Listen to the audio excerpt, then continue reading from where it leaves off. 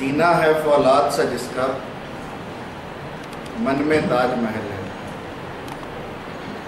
इज्जत वतन की जिससे है, हिम्मत वतन की जिससे है, ताकत वतन की जिससे है, वो है रंजीत सिंह गुजरावाला। रंजीत सिंह उस समय भारत के शासक बने जिस समय अंग्रेज़ों ने भारत में अपना कब्जा करने के हर तरह के षड्यंत्र, हर तरह की ताकत, हर तरह की शक्ति लगाई हुई थी और एक एक करके उन्होंने ऑलमोस्ट पूरे भारत पर अपना कब्जा कर लिया था, बट फॉर पंजाब। क्यों पंजाब पर या रंजीत सिंह के समय में अंग्रेज पंजाब पर शासन नहीं कर पाए? उसका सीधा सा कारण था रंजीत सिंह की सूझबूझ। बाकी तकरीबन राजा मूढ़ थे, तकरीबन राजा अयाश थे, तकरीबन राजा समय के अनुसार अपने आप को बदल नहीं पाए थे। अन्यथा आप देखो कि अंग्रेज तोपें लेकर आए और हिंदुस्तान के राजा तलवार और भालों से उनसे लड़ाई कर रहे। मुसलमान घोड़ों पर आए और हिंदुस्तान के शासक हाथियों से लड़ाई कर रहे हैं, जबकि हाथी और घोड़े में फ़र्क आप महसूस कर सकते हैं कि घोड़ा युद्ध में कितना ज़्यादा काम आ सकता है हाथी की अपेक्षा। यानी हिंदुस्तान में या तो मूढ़ों का राज्य था या गद्दारों का राज्य था या ऐसे लोग जो केवल धन को अपनी लालसा, धन को अपना लालच समझते।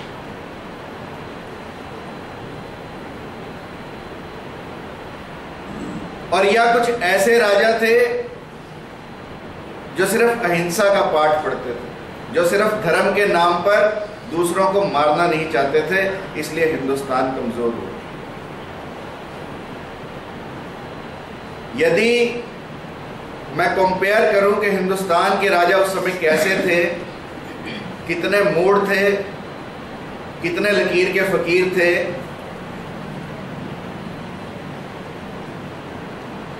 जैसे मानो एक डॉक्टर किसी पेशेंट को देखने जाए, नब्ज पर हाथ रखे और मरीज को कहे कि तुम आम खाने बंद कर दो। अब जो डॉक्टर का असिस्टेंट है वो पूछता है डॉक्टर से कि तुमने नब्ज देखकर मरीज को आम ना खाने की सलाह कैसे दी? तो डॉक्टर कहता है इट वॉज सो सिंपल कि उसकी चारपाई के नीचे कुछ आधे खाए आम, कुछ पूरे आम पड़े थे, तो मैंने अंदाजा लगा लिया कि इसकी जितनी भी गड़बड़ है सारी आम के खाने से। अब अगले दिन डॉक्टर मरीज को देखने ना जा पाए और उसका कंपाउंडर मरीज को देखने चला जाए और कंपाउंडर नब्ज पर हाथ रखे और मरीज को कहे कि तुम घोड़े खाने बंद कर दो।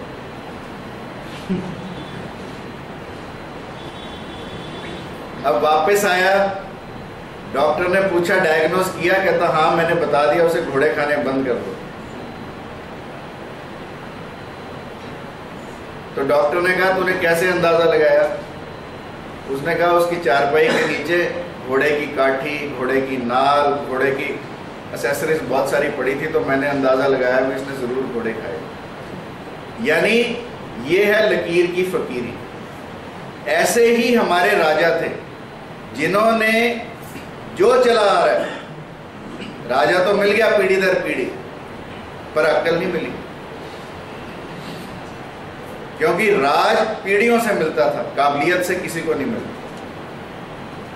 पीढ़ी से राज मिला, अक्ल वहीं की वहीं, मूढ़ता वहीं की वहीं। इसलिए अंग्रेजों के लिए बड़ा आसान था, फ्रांसीसियों के लिए बड़ा आसान था, डच लोगों के लिए बड़ा आसान था, पुर्तगीज के लिए बड़ा आसान था, कि इस हिंदुस्तान पर बड़े आराम से कब्जा किया जा सके। उस समय राजा रंजीत सिंह ने लीग से हटकर अपनी सेना में तोपें बंदूकें शामिल की और अपनी सेना के प्रशिक्षण के लिए अंग्रेजों को लगाया, डच को लगाया, पोर्तुगीज को लगाया, स्पेनियर्ड्स को लगाया, रशियंस को लगाया। So many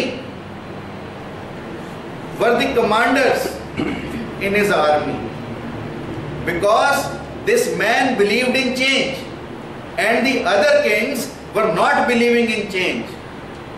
Therefore, the important lesson which we learn from the life of Ranjit Singh is that we must be ready for the change, because change is the law of nature. If we do not change our technique, if we do not change our knowledge, if we do not change our resources as per the demand of the time, the only answer will be that we become dependent upon others. We do not remain independent in life.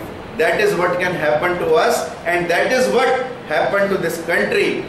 But for Ranjit Singh's kingdom, and Ranjit Singh का kingdom Kashmir Peshawar से लेकर मुल्तान और Lahore, that was the boundary of his kingdom. और यही नहीं कि रंजीत सिंह सिर्फ change में विश्वास करते थे, रंजीत सिंह ने अपना धर्म और दूसरों के धर्म के लिए धर्म निरपेक्षता, इनसे बड़ा कोई ऐसा राजा नहीं हुआ जिसके समय में मुसलमानों को भी उतने अवसर प्राप्त थे, हिंदुओं को भी उतने अवसर प्राप्त थे, सिखों को भी उतने अवसर प्राप्त थे, छोटी जातियों को भी उतने अवसर प्राप्त थे जितना रंजीत सिंह। जैसा मनीषा ने कहा कि शिकार खेलने गए, उनके मस्तक पर पत्थर लगा और बच्चे को पकड़कर सैनिक लाए कि इस बच्चे ने पत्थर मारा, इसको क्या सजा दी जाए।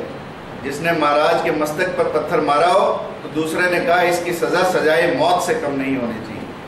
रंजीत सिंह ने कहा कि यदि ये बच्चा पेड़ को पत्थर मारे तो पेड़ तो फल दे, और रंजीत को पत्थर लगे तो रंजीत सजाए मौत दे, ऐसा हो नहीं सकता।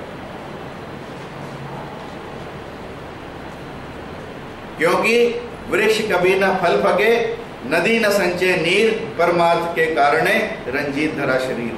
परमार्थ के कारण ऐसे व्यक्ति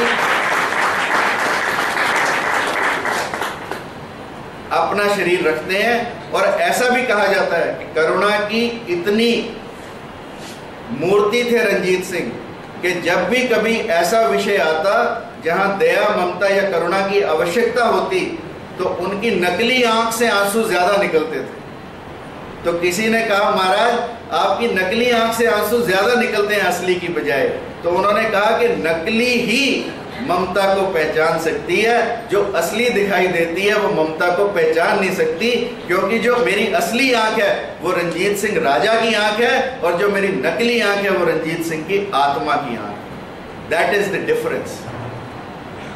और ऐसे व्यक्ति सदियों सदियों में पैदा होते हैं। ऐसे व्यक्ति, ऐसा राजा हिंदुस्तान ने न देखा है, न सुना है, न होगा।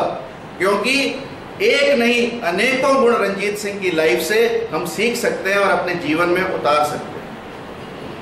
रंजीत सिंह से बड़ा एकाग्र पुरुष कोई नहीं हुआ। जब लोग उनसे पूछते कि तुम्हारी एकाग्रता इतनी क्यों है, तो उन्होंने कहा मेरी आंख ही एक है।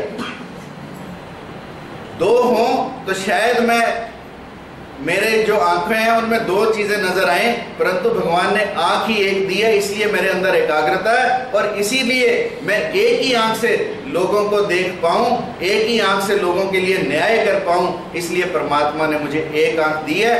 ये उसकी सकारात्मक सोच थी, जबकि भगवान ने चेचक से एक आंख ले ली। उस समय भी वह व्यक्ति इस चीज पर जिंदा रहा कि परमात्मा ने शायद मेरी एक आंख इसलिए ली ताकि मैं एक ही नजर से उस व्यक्ति के लिए एकाग्रता संभव है। और मेरा ये मानना है कि रंजीत सिंह एक ऐसे व्यक्ति थे जिनकी चेतना जगी हुई थी, इस वजह से वो ये सारे कार्य कर पाए, अन्यथा ये संभव नहीं है। उस समय अंग्रेजों से पंगा लेना, उस समय अपनी प्रजा के हितों को देखना और उस समय प्रजा के लिए इतने कल्याण के कार्य करना जो कोई कर नहीं सकता। और इसलिए कहा जाता है कि गमों की आंच पर आंसू उबाल कर देखो, गमों की आंच पर आंसू उबाल कर देखो, बनेंगे रंग किसी पर डाल कर देखो, तुम्हारे दिल की टीस भी कम होगी जरूर, किसी के पांव का कांटा